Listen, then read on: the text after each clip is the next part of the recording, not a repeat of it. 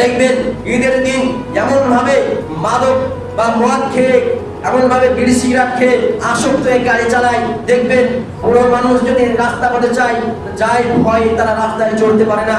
আপনার রাস্তার আদব রাখতে হবে, রাস্তার হক রয়েছে যে একটি মানুষকে যদি আপনি কষ্ট দেন, এটি আপনার নীতি নয়, এটি মানুষ আসলে নীতি নয় যে আপনি রাস্তায় মানুষকে কষ্ট দিবেন। আপনি ঈদের দিন দেখবেন রাস্তাঘাটে বেরোনো যায় না, এমন ভাবে বের হবেন যেন আপনার ভিতরে মনে হয় যে ইসলামী শিক্ষায় শিক্ষিত আছে, এরকম আপনাকে মনে হয়। আপনি ঈদের দিন দেখবেন অনেক মানুষ যারা মদ, ছোট ছোট বাচ্চাকে দেখবেন বিড়ি সিগারেট খেয়ে, তাদেরকে চিনাই মুশকিল হয়ে যায় যে এটি মুসলমানের সন্তান না হিন্দুর সন্তান। আপনারা এই সব কাজ থেকে আপনাদের সন্তানকে বিরত রাখবেন। তারপরে দেখবেন যে নারী পুরুষ অবৈধভাবে রাস্তাঘাটে চলাফেরা করে, আপনার বাড়ির মা ও আপনার বাড়ির মেয়ে, আপনার বাড়ির বোন যেন ঈদের দিন